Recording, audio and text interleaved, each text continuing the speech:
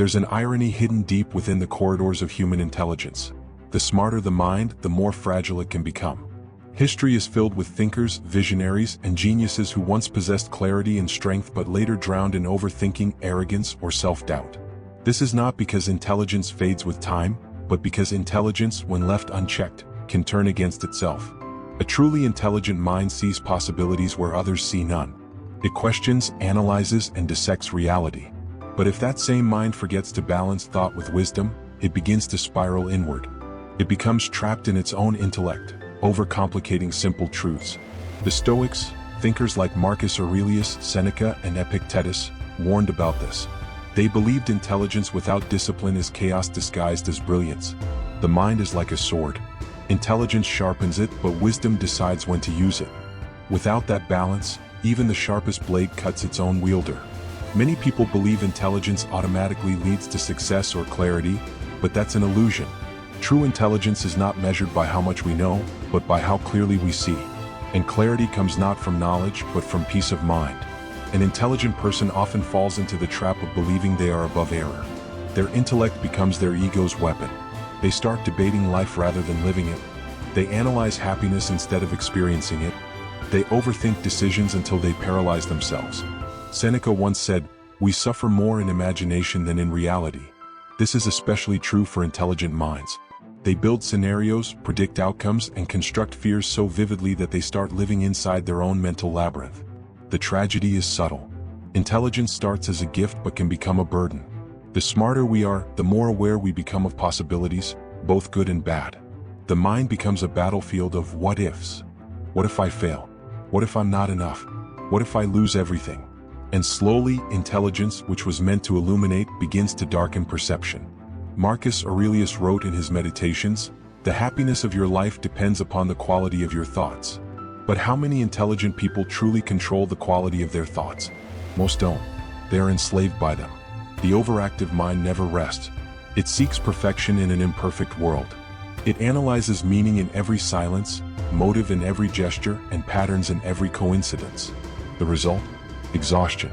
The Stoics understood that the problem isn't the mind's capacity to think, it's our inability to stop thinking. An intelligent person can think deeply, but a wise person knows when to stop. The Stoic path teaches the art of detachment, to step back from your own mind and observe it. To recognize that thoughts are not truths, and intelligence is not immunity from foolishness. There's another danger: pride. The intelligent person often believes they are too smart to fail, too aware to be deceived, too rational to make mistakes. This illusion of control is what blinds them. Epictetus said, "It is impossible for a man to learn what he thinks he already knows." Intelligence can create a wall of certainty that prevents growth. The moment a person believes they are too smart to be wrong, that's when stupidity begins. To remain wise, the intelligent must stay humble. Knowledge expands the mind, but humility keeps it open. The Stoic way is to understand that no matter how much you know, you still know very little. The universe is infinite, and our understanding of it will always be small. Once you accept this, your intelligence stops being a trap and starts being a tool. Another way intelligent minds become foolish is through emotional neglect. They trust logic but ignore feeling. They try to reason their way out of pain, to calculate happiness, to intellectualize love. But emotions are not equations, they are experiences. Seneca taught that emotions must be guided, not suppressed. A mind that refuses to feel becomes mechanical, intelligent but lifeless. We often see this in modern life. People read countless books, listen to podcasts, consume information endlessly but still feel lost. Why? Because information without reflection is noise. Knowledge without practice is vanity. Intelligence without wisdom is self-destruction. The Stoics emphasized praxis, the act of living your philosophy. Thinking is easy, living it is the challenge. An intelligent person might spend hours analyzing the idea of happiness, while a wise one simply appreciates a sunrise. The difference lies in simplicity. Stoicism teaches that simplicity is the ultimate sophistication, to focus only on what is within your control and let go of the rest. Intelligent people often overestimate their control, trying to manage what they never could: other people, external events, the past. In doing so, they become anxious and bitter. So, how does one protect intelligence from turning into stupidity? By embracing 3 Stoic disciplines. Self-awareness: observe your thoughts as if they belong to someone else. Detach from them. Humility: Accept that your knowledge is limited, that the universe is far greater than your understanding. Simplicity, focus on what truly matters, your actions, your character, and your peace of mind. Remember, being intelligent doesn't make you wise. Being wise makes you intelligent in the truest sense. Because wisdom isn't about complexity, it's about clarity. The mind is a powerful servant but a terrible master. If you let it control you, it will destroy you from within. But if you master it, you will see the world as it truly is, not as your ego wishes it to be. As Marcus Aurelius wrote, you have power over your mind, not outside events. Realize this and you will find strength. And that, perhaps, is the greatest test of every intelligent mind. Not how much it knows, but how well it controls itself. The downfall of many intelligent minds doesn't come from ignorance, it comes from pride. The more knowledge one gathers, the more they begin to feel untouchable. Intelligence gives a person confidence, but overconfidence breeds blindness. The Stoics called this blindness hubris, the arrogance that makes a man believe he's above error, beyond failure, and exempt from the lessons of life. An intelligent person often starts with curiosity. They question everything, they read deeply, they explore the world through thought and reason. But somewhere along the way, that curiosity turns into judgment. They stop learning and start labeling. Instead of seeking truth, they seek to be right. And that's where the rot begins. Seneca once said, "The greatest obstacle to living is expectancy, which hangs upon tomorrow and loses today. But the greatest obstacle to wisdom is pride, which hangs upon one's own intellect and refuses to see clearly." Pride convinces a person that their way is the only way. It shuts down humility, the very thing that keeps intelligence alive and evolving. Think about it. The moment you start believing that you know enough, you stop listening. You stop questioning. You stop growing. The same mind that once sought truth begins to defend illusion. It becomes more concerned with appearing smart than with being wise. That's why so many intelligent people fail to find peace, because their intellect becomes their prison. The Stoics warned against this mental arrogance. Epictetus, a slave-turned philosopher, understood that humility was the foundation of true strength. He said, "If you want to improve, be content to be thought foolish and stupid." That statement breaks the ego in half. The intelligent mind hates being misunderstood. It craves validation and recognition. But the Stoic path requires the courage to look foolish for the sake of growth. Intelligence without humility is like a ship without a compass. It moves, but it has no direction. You might know the winds of logic and the stars of reason, but if pride steers the wheel, you'll crash against the rocks of your own ego. The more you try to prove your intelligence, the more insecure you reveal yourself to be. The tragedy of arrogance is that it isolates. Intelligent people often feel misunderstood, believing others can't keep up with their thinking. Over time, this creates distance between them and others, and eventually between them and reality. They stop engaging with the world, they retreat into their thoughts. Their mind becomes an echo chamber where only their opinions matter. That's when intelligence becomes stupidity, when a person stops listening to anything outside themselves. Marcus Aurelius reminded himself daily, "Do not act as if you were going to live 10,000 years. Death hangs over you. While you live, while it is in your power, be good." Even the Emperor of Rome, the most powerful man in the world, practiced humility. Why? Because he knew the danger of believing your own greatness. Intelligence can give you the illusion of immortality, that your thoughts, your ideas, your understanding make you superior. But death humbles everyone. The Stoics believed that wisdom begins when the ego ends. The truly wise know that they are students of life, forever learning. They don't boast about what they know, they remain silent observers. They don't try to dominate every conversation or prove every point. They listen more than they speak. They seek clarity, not applause. Arrogance also makes the intelligent mind resistant to change. Once a person identifies themselves with their intellect, any new idea that challenges them feels like an attack on their identity. They stop adapting. They become rigid. But wisdom, like water, flows. It bends, adjusts, and finds its path. Rigidity breaks, humility endures. Seneca wrote, "As long as you live, keep learning how to live." There is no finish line to growth. The moment you believe you've mastered life, you've already begun to decay. Life is constant motion, a river that never stands still. To think you've reached its end is to sink beneath its surface. Let's make this clear. There is nothing wrong with being intelligent. The problem begins when intelligence becomes your identity. When your sense of worth depends on how clever you appear, how many books you've read, how superior your arguments sound. That's when the rot of pride begins to eat through the roots of wisdom. Epictetus taught that philosophy isn't about showing off your intellect. It's about transforming your soul. The Stoics didn't care how many theories you could recite. They cared about how you lived. Were you calm in adversity? Were you kind when insulted?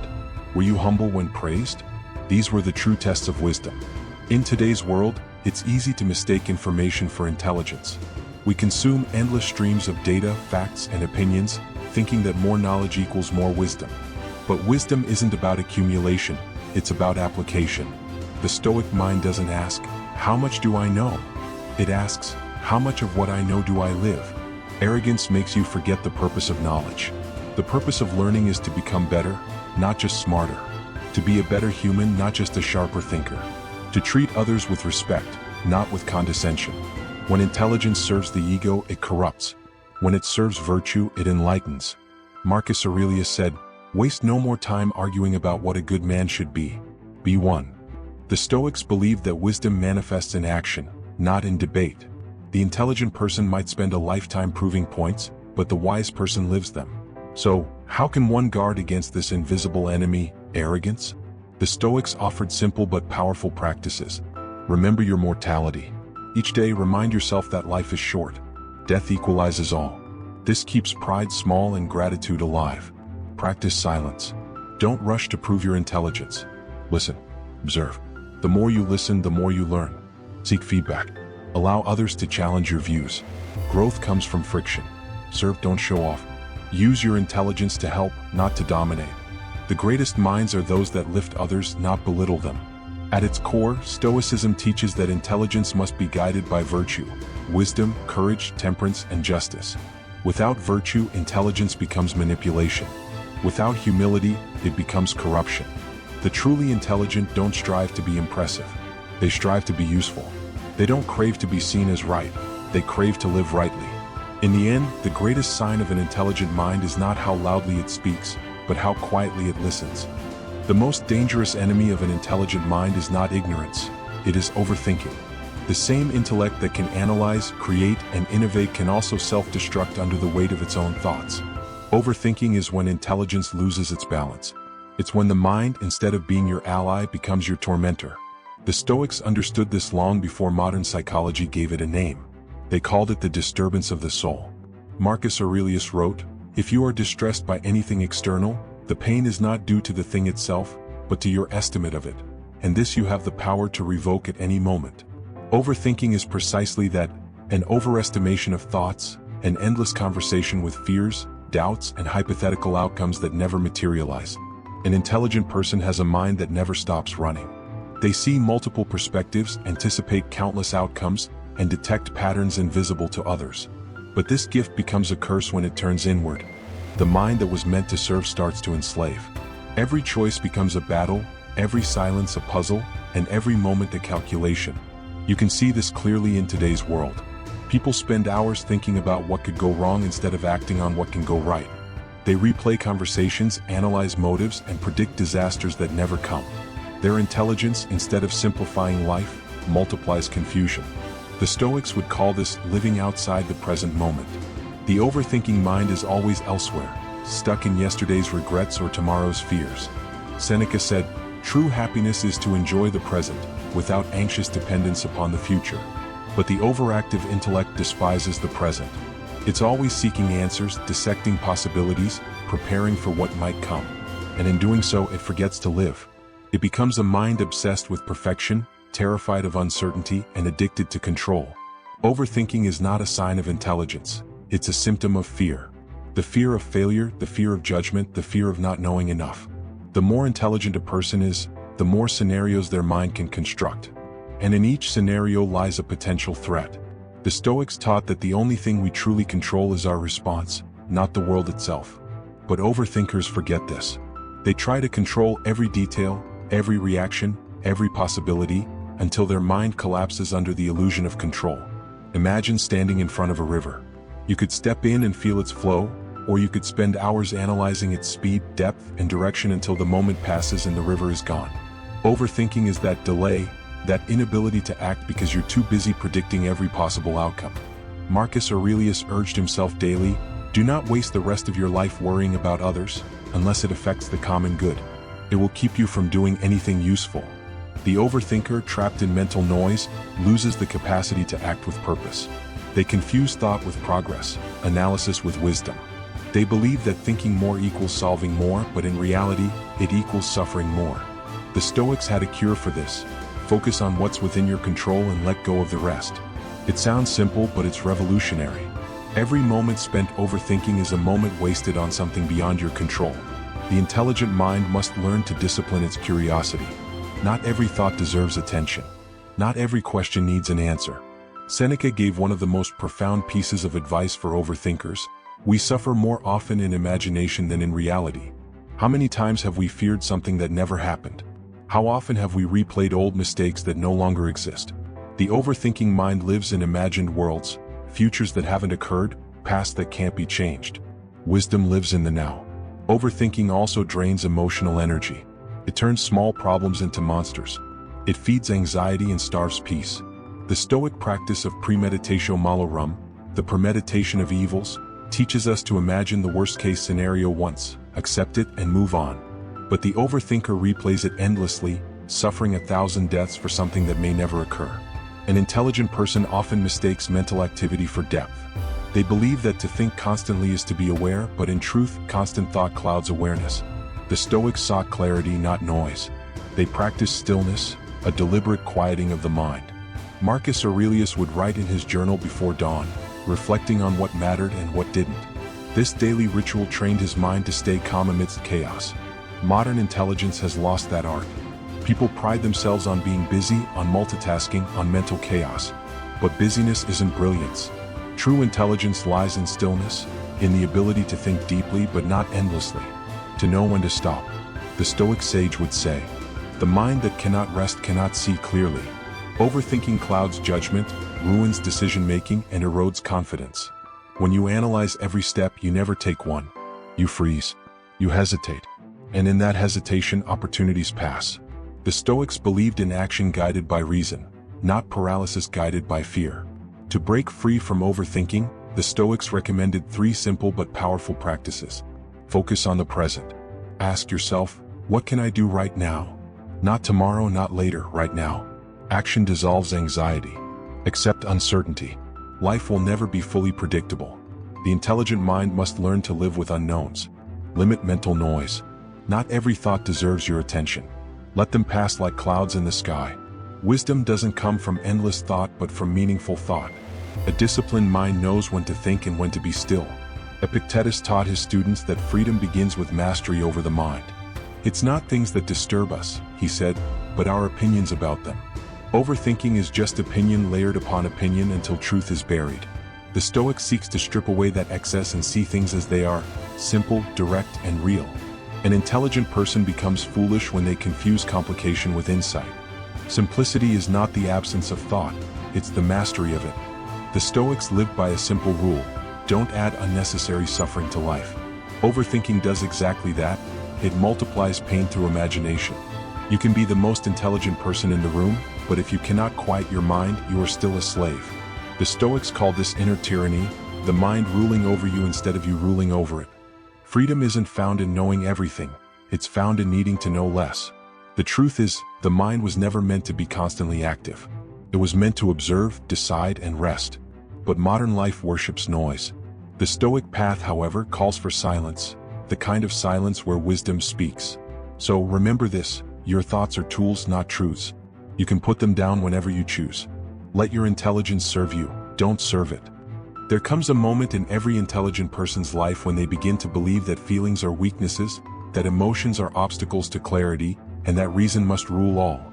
This is the silent transformation that turns brilliant minds into cold machines. The intelligent mind begins to replace warmth with calculation, empathy with analysis, and intuition with logic. But the Stoics knew better. They never preached emotionless living. They preached mastery over emotion, not elimination of it. Intelligence becomes stupidity when it forgets how to feel. When reason becomes so dominant that it denies the very essence of human experience. A person may be able to explain love but never feel it. They may define happiness but never experience it. They may talk endlessly about meaning but live without any. Seneca once said, "We are more often frightened than hurt, and we suffer more from imagination than from reality." This was not an argument against feeling, it was an argument against uncontrolled emotion. Stoicism doesn't teach suppression, it teaches understanding. Yet, many intelligent minds misinterpret this. They confuse detachment with indifference, calmness with coldness. They turn life into an equation, measurable, logical, and lifeless. The truth is, emotions are not enemies of reason, they are its companions. The Stoics believed that emotions are natural responses to our judgments. When we see something as good, we feel joy. When we see something as bad, we feel pain. Therefore, the goal isn't to destroy emotions, but to change the judgments that give rise to them. However, intelligent people often take a different route. They try to intellectualize everything, to dissect life until there's nothing left to feel. Love becomes a theory. Friendship becomes a study. Happiness becomes a project. They forget that wisdom is not learned only through thinking but through living. Marcus Aurelius, one of the most rational men to have ever lived, wrote tenderly about compassion and kindness. Waste no more time arguing about what a good man should be. Be one. This simple line captures a profound truth. Intelligence should express itself through virtue, not detachment. If your wisdom doesn't make you kinder, it's not wisdom at all. The emotional disconnect begins when the mind fears vulnerability. Intelligent people, being aware of the fragility of life and the inconsistency of emotions, begin to armor themselves with logic. They tell themselves, "I'll never be hurt if I never feel." But that is not strength, that is avoidance. The Stoics faced pain head-on. They didn't deny it, they accepted it. To be calm amidst chaos, you must first stand within it, not hide from it. Epictetus taught that every external event is neutral, only our interpretation makes it good or bad. But he also acknowledged that emotions are natural waves that pass through us. What the Stoic avoids is not emotion itself, but enslavement to it. He feels, but he does not fall apart. He grieves, but he does not lose himself. The intelligent mind often forgets this balance. In trying to appear strong, it becomes emotionally numb. But numbness is not control, it's decay. A numb mind cannot feel gratitude, cannot connect deeply, cannot experience the beauty of life. It turns life into a concept rather than a reality. In this state, intelligence loses its humanity. It becomes mechanical, efficient, and empty. You'll find such people everywhere today, successful, knowledgeable, articulate, but hollow. They can talk endlessly about purpose but feel none. They've mistaken intelligence for enlightenment. Stoicism teaches the opposite, that enlightenment comes from alignment with nature, and human nature includes emotion. To reject feeling is to reject part of yourself. To suppress emotion is to suppress life. Seneca wrote letters filled with advice about emotional control, but within them was deep compassion. He cared for his friends, grieved their deaths, and felt sorrow for their pain. His wisdom wasn't cold, it was warm. He didn't remove emotion, he refined it. An intelligent person becomes truly wise only when they can balance intellect with empathy. Because intelligence sees facts, empathy sees truth. Intelligence analyzes, empathy understands.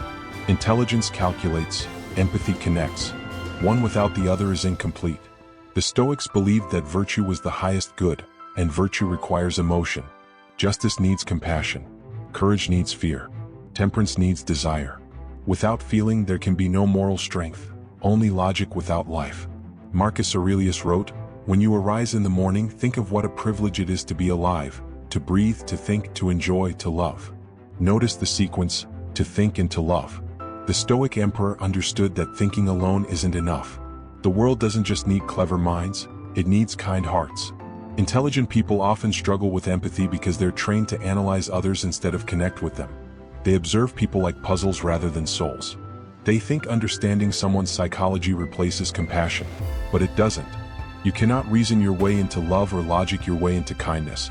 These things come from humility, from remembering that no matter how much you know, you are still human. A Stoic approach to emotion is not about cold detachment but about disciplined compassion. When someone wrongs you, you don't suppress anger, you understand it. You remind yourself that others act from ignorance or pain. When you feel sadness, you don't run from it, you observe it and learn. The Stoic sees emotion as a teacher, not an enemy. An intelligent mind becomes foolish when it denies emotion because it denies reality. The most profound truths are not only thought, they are felt. Peace, love, joy, sorrow. These experiences give meaning to intellect. Without them, intelligence becomes sterile. There is a reason why Stoicism survived for centuries. It wasn't a philosophy of cold logic, it was a philosophy of living well, with both mind and heart in balance. So how does one reconnect emotion and intelligence? Allow yourself to feel. Don't run from emotion, witness it. Accept it without judgment. Respond, don't react. The Stoic doesn't suppress anger. He transforms it into understanding. Value connection over correctness. Being right doesn't matter if you can't be kind. Practice gratitude daily. Gratitude bridges the gap between logic and love. Wisdom is emotional balance, not the absence of feeling but the mastery of it. In the end, intelligence should make you more human, not less. The Stoics were not detached statues carved from reason. They were living, breathing examples of balance. Disciplined yet compassionate, rational yet kind. To think clearly is powerful. To feel deeply is divine. But to do both together, that is where true wisdom begins. There's a dangerous illusion that intelligent people often fall victim to, the belief that they can control everything. Their mind, being sharp and analytical, convinces them that if they think long enough, plan hard enough, and anticipate every variable, they can master life itself. But this illusion is exactly what destroys them. The Stoics called this the disease of control, a sickness born from over-reliance on intellect and the refusal to surrender to the natural flow of life. Epictetus said it best, "Some things are in our control and others are not." That single line, simple as it sounds, contains the cure to half the world's suffering. The intelligent mind, however, struggles to accept it. It believes that everything should bend to reason, that with enough logic, enough precision, every outcome can be shaped. But life is not a machine, it's a mystery. And the moment you try to control it completely, you lose yourself. The Stoics taught that peace is found not in controlling the world, but in mastering your response to it. The truly wise know where their power begins and where it ends. They act fully, but they also accept fully. The fool, however intelligent he may be, fights endlessly against what he cannot change, and in doing so he exhausts himself. Intelligent people often suffer from what Marcus Aurelius called the tyranny of the mind. Their thoughts are constantly engaged in planning, anticipating, fixing, and controlling. They become obsessed with outcomes. They cannot rest because they believe rest means losing control.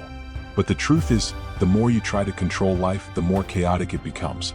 Think about water, you can't grab it tightly. The harder you squeeze, the more it slips through your fingers. Life is the same. You can guide it, direct it, influence it, but you can never own it. The Stoics lived with that understanding.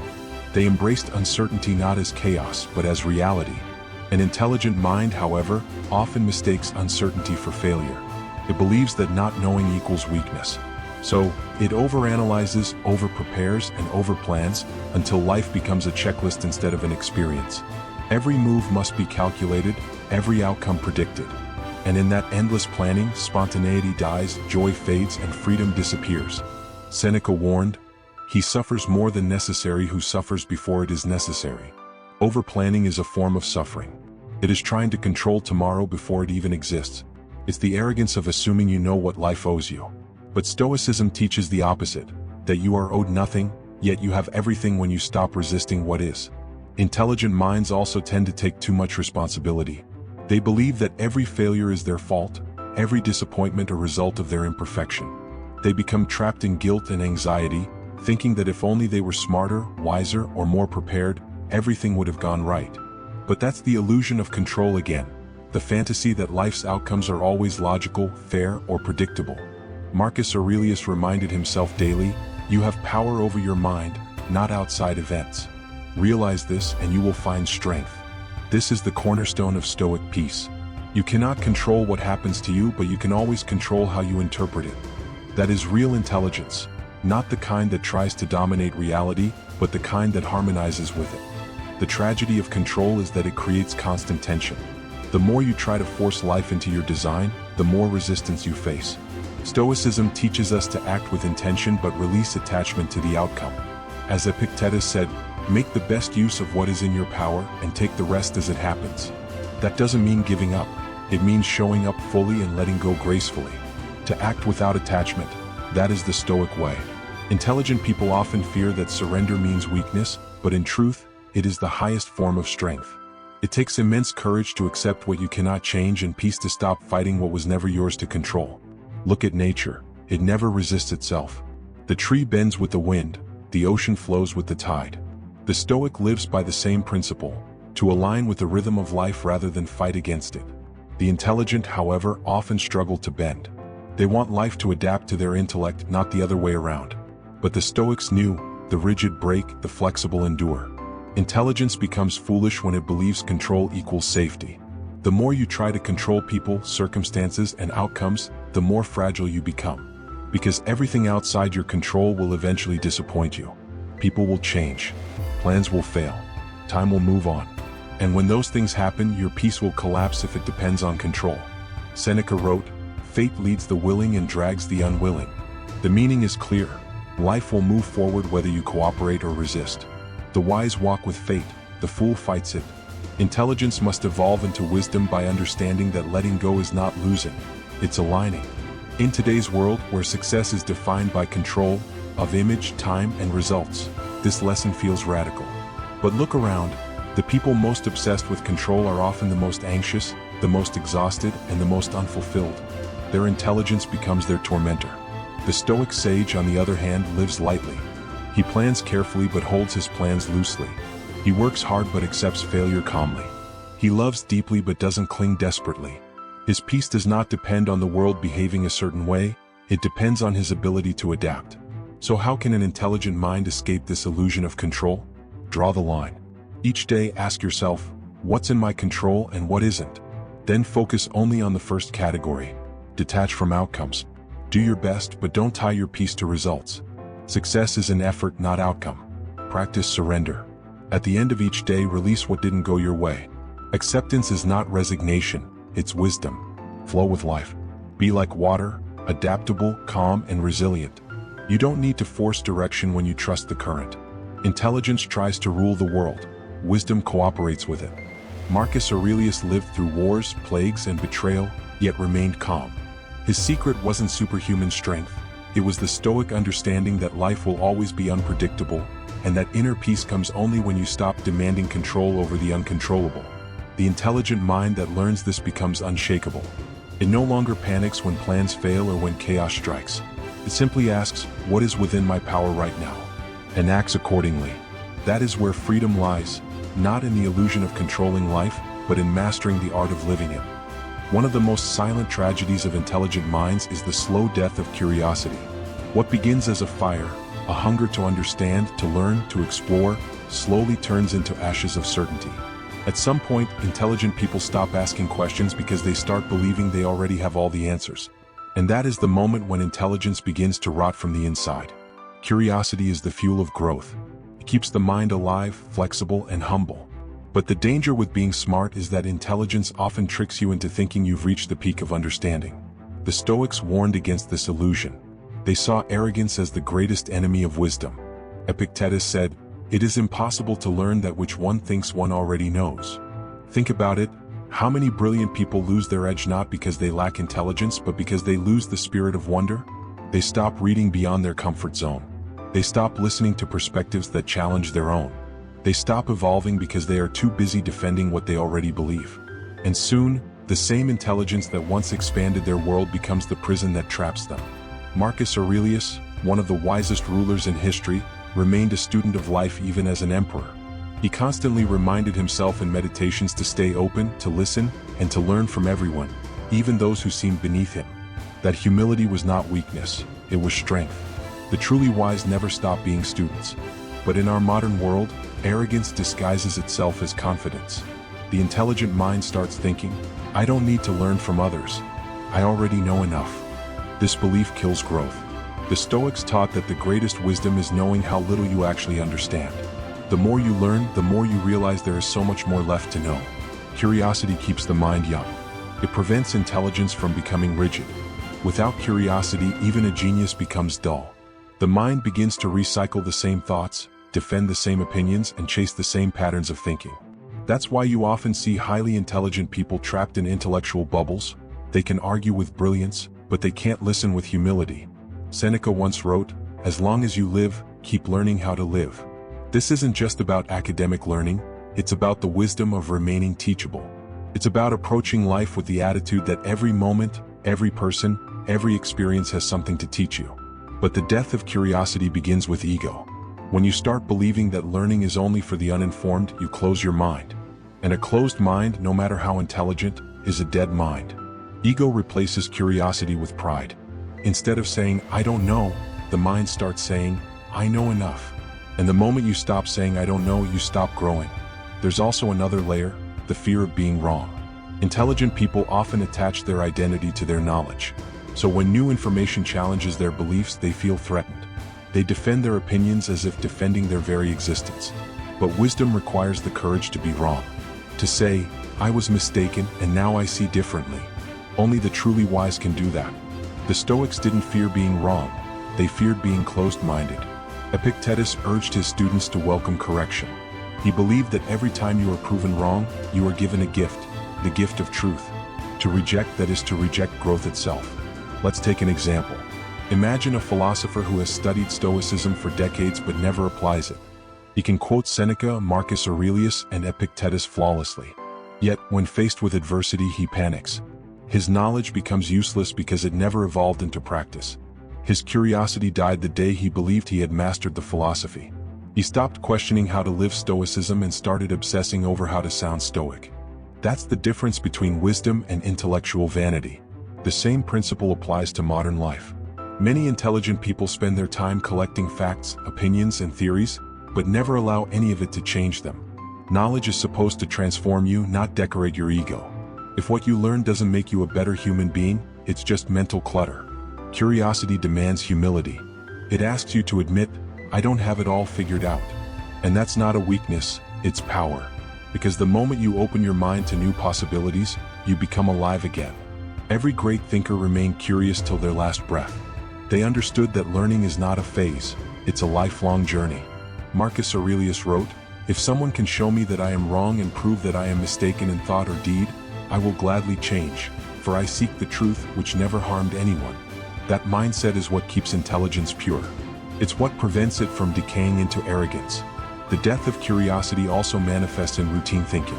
The intelligent mind begins to run on autopilot, assuming that because it has succeeded before, it will continue to succeed. But the world changes. Truths evolve. Wisdom adapts. If the mind refuses to evolve, it becomes outdated. Just like a stagnant river turns foul, a stagnant mind loses its clarity. The Stoics believed that life itself is a lesson, that every challenge, every failure, every setback is an opportunity to learn something new. But when you stop being curious, you stop seeing opportunities. You start seeing problems instead. And soon life becomes heavier, duller, and uninspiring. To revive curiosity, you must return to the beginner's mindset, the Stoic learner's mindset. See the world not as a master but as a student. Every day ask yourself, what did I learn today that I didn't know yesterday? What assumptions of mine were challenged? Did I listen more than I spoke? This self-questioning keeps intelligence awake. It stops the mind from becoming arrogant. Seneca beautifully said, no man was ever wise by chance. Wisdom requires effort to learn, unlearn, and relearn. And that effort comes only from curiosity. So, when intelligent minds become stupid, it's not because they lose their intellect. It's because they lose their curiosity. The flame that once made them seekers turns into smoke of pride. They forget that the purpose of knowing is not to appear smart, but to become wiser and more compassionate.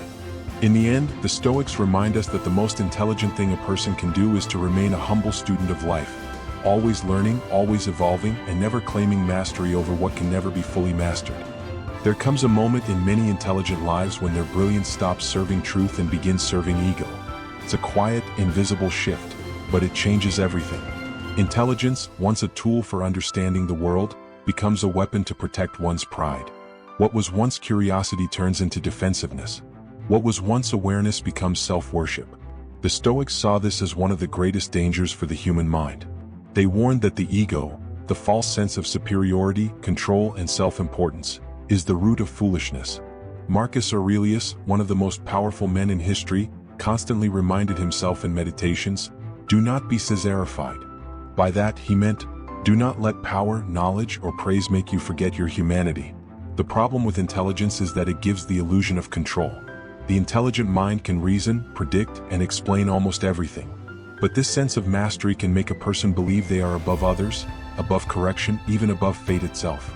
The Stoics called this blindness, not of the eyes but of the soul. Epictetus said, when someone is properly grounded in life, they will not look outside themselves for approval. But when intelligence becomes ego-driven, it does the opposite. It starts seeking validation. The intelligent person begins to crave recognition for being smart. Their self-worth becomes tied to being right. Every disagreement becomes a threat. Every challenge feels like disrespect. And this is how intelligence begins to decay. Instead of being open to truth, it becomes addicted to being superior. The ego hijacks the mind, whispering, "You're smarter than them. You know better. You don't need advice." Slowly, the person stops listening, stops learning, and stops growing. They may appear intelligent, but they're no longer wise. The Stoics believed that the truly wise are those who conquer themselves, not those who conquer others. The ego-driven mind, however, seeks control over everything except itself. It manipulates, competes, and dominates, thinking that victory over others equals strength. But as Seneca wrote, "No man is more unhappy than he who never faces adversity, for he is not permitted to prove himself." The ego hates humility because humility exposes its fragility. A humble mind accepts failure and learns from it. An egoistic mind denies failure and blames others. The Stoics practiced humility not as a virtue for others to admire, but as a shield against stupidity. Because the moment you think you're too wise to fall, you've already fallen. Consider the story of Socrates, often regarded as the wisest man in Athens. Yet, his wisdom came from one truth: he knew that he knew nothing. That simple awareness protected him from arrogance, kept his intelligence pure. He questioned everything, including himself. That's why the Oracle of Delphi called him the wisest of all. Not because he had all the answers, but because he recognized the limits of his mind. Contrast that with the ego-driven intellectual. They speak with certainty about everything. They believe that admitting doubt makes them weak. They argue to win, not to understand. Their intelligence becomes theatrical, a performance for applause. But the Stoics remind us, wisdom is not performance, it's practice. Ego also distorts perception. It makes people see insults where none exist, and challenges where there are only opportunities. The Stoics called this path, emotional disturbances caused by false judgments. An ego-driven person takes offense easily because they interpret everything through the lens of pride. They forget the Stoic principle: it's not what happens to you but how you react to it that matters. In modern life, ego-driven intelligence is everywhere. You see it in people who use knowledge as a weapon, to humiliate others, to dominate debates, to prove superiority. You see it in social media discussions where no one listens. Everyone just wants to be right. But wisdom doesn't fight to be right, it strives to be true. Ego makes intelligent people emotionally fragile. They become defensive, anxious, and insecure because their self-worth depends on their mental image. Every correction feels like an attack. Every disagreement feels like rejection. The Stoics understood that this kind of life is slavery to ego. Epictetus warned his students, "If you want to improve, be content to be thought foolish and stupid." That is the medicine for ego. To willingly look imperfect, to not need approval, to let go of the illusion of superiority. Because true strength lies not in being admired, but in being authentic. When the intelligent person starts identifying too much with their intellect, they lose their essence. They start to see others as inferior, life as predictable, and themselves as invincible. But no one escapes the laws of nature. The Stoics called this hubris, excessive pride that invites downfall. Even Marcus Aurelius, with all his wisdom, reminded himself daily, "You could leave life right now. Let that determine what you do and say and think." That's how a wise man protects his intelligence, by remembering his mortality. Nothing humbles the mind like the awareness of death. It reminds you that all your knowledge, achievements, and titles will one day fade. What remains is your character, how you treated others, how you handled adversity, and how you mastered yourself. So, how can you protect your intelligence from the ego trap? Detach from praise. Praise feeds the ego and blinds the mind. Learn to do good work in silence. Let your results speak, not your pride. Seek correction. Ask others to challenge your ideas. Don't fear being wrong, fear being uncorrected. The Stoic grows through discomfort. Remember impermanence. Everything you have, including your intelligence, is temporary. Use it to serve, not to boast. Practice gratitude. Gratitude dissolves ego. When you appreciate the gifts of life, you stop believing you deserve everything. Focus on virtue. Intelligence without virtue is manipulation. Wisdom without humility is corruption. Always align intellect with character. The ego trap is dangerous because it feels like strength but is actually weakness. It makes you defensive instead of open, arrogant instead of confident, blind instead of aware. The Stoics believed that to live with wisdom, you must learn to see yourself clearly, not as you wish to be but as you are. Seneca wrote, "He who thinks great things of himself is deceived. A wise man is never puffed up." That's the essence of true intelligence, calm, grounded, and detached from vanity. In the end, the most powerful mind is not the one that wins arguments, but the one that conquers its own ego. Because once you silence the voice of pride, you begin to hear the voice of truth. And that's when intelligence transforms into wisdom, the kind that no power, praise, or pride can ever corrupt. There comes a time in every intelligent person's life when they must confront the truth. Knowledge alone is not enough. The brilliance of the mind, if not anchored in wisdom, compassion, and clarity, will eventually turn against itself. The same mind that once opened doors of understanding can become the cage that traps its owner. But the beauty of human intelligence lies in this: it can also heal itself. It can awaken. The Stoics believed that intelligence and wisdom must walk hand in hand. Intelligence is about knowing, but wisdom is about understanding. Intelligence can gather information, but wisdom decides what to do with it. The moment you reconnect intelligence with wisdom, the fog begins to lift. You start seeing life not as a puzzle to solve, but as a path to walk with awareness and purpose. Marcus Aurelius once wrote, "If it is not right, do not do it. If it is not true, do not say it." Simple, direct. Yet, how many intelligent people overcomplicate what is right and wrong? They debate morality, twist reason, justify their impulses, until clarity disappears. The Stoics remind us, truth is never complex, only the ego makes it so. The return to wisdom begins when you slow down and observe your mind. Most intelligent people think constantly, analyzing, comparing, predicting. But Stoicism teaches something radical: stillness. A still mind is a powerful mind. When you pause and look at your thoughts without judgment, you begin to see their patterns, the ego's voice, the fear's whispers, the endless what-ifs. And in that observation, something extraordinary happens. You detach. You stop being a prisoner of your mind and start becoming its master. Epictetus taught his students to distinguish between what they can control and what they cannot. This is the foundation of wisdom. Most suffering comes from trying to control the uncontrollable: people's opinions, fate, outcomes. The intelligent mind often believes it can outthink life itself, but wisdom knows when to surrender. Wisdom whispers, focus on your actions, not their results. When you shift your focus from control to acceptance, peace returns. You begin to live in alignment with nature, the Stoic ideal. You stop chasing perfection and start practicing virtue. The truly intelligent person is not the one who knows everything, but the one who practices what they know. Seneca said, "It is not that we have a short time to live, but that we waste much of it." The mind, when uncontrolled, wastes life in endless thinking, regretting the past, fearing the future, analyzing the present to death. Wisdom brings you back to now. It reminds you that the only real moment is this one, this breath, this heartbeat, this decision. Every moment of clarity is an opportunity to begin again. To reclaim wisdom, an intelligent person must first learn to unlearn. Unlearn the habits of arrogance, overthinking, and judgment. Unlearn the belief that being smart makes you immune to mistakes. Unlearn the need to prove yourself. The Stoics called this apatheia, not apathy in the modern sense, but freedom from destructive passions. It's a state where you are calm, clear, and unmoved by external chaos. Imagine living like that, unshaken by praise or criticism, by victory or defeat. That's not ignorance, that's mastery. A wise person doesn't need the world's validation because they already possess inner harmony. Intelligence seeks to impress, wisdom seeks to understand. But this transformation doesn't happen overnight. It's a daily practice. Marcus Aurelius didn't write meditations to impress others. He wrote it to train his own mind. Every night he reflected on his day, where he failed, where he succeeded, where he let emotions rule him. That's what reclaiming wisdom looks like: consistent self-examination. If you want your intelligence to serve you instead of destroy you, begin by asking yourself 3 questions every day. Am I ruled by my thoughts, or do I rule them?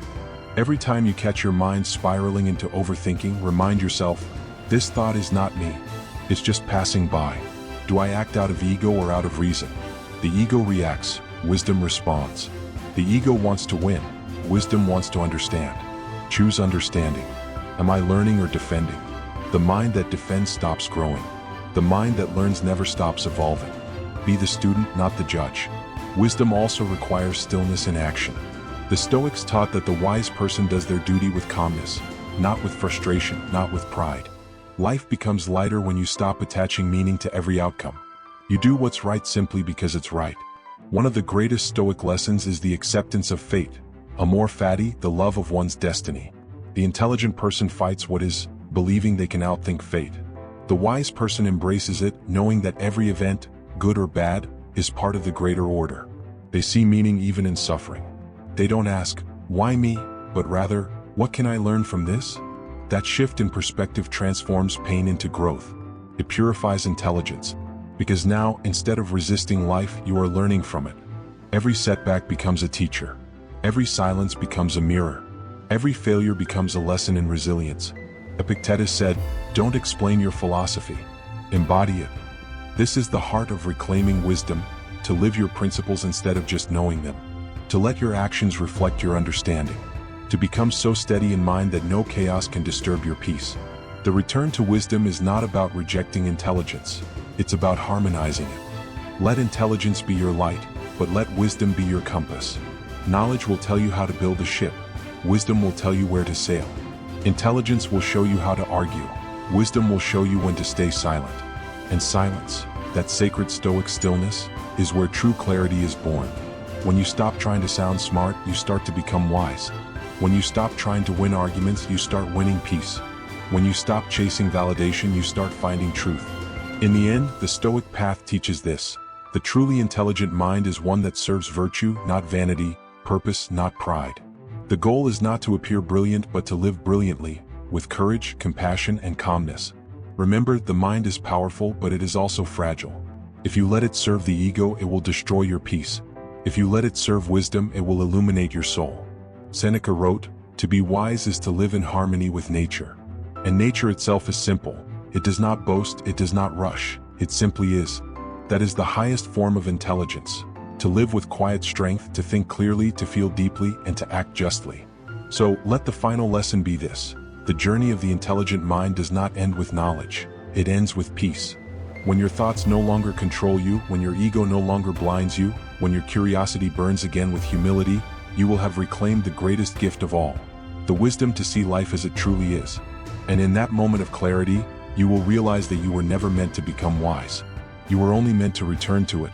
Because wisdom was always there, quietly waiting beneath the noise of your brilliant but restless mind.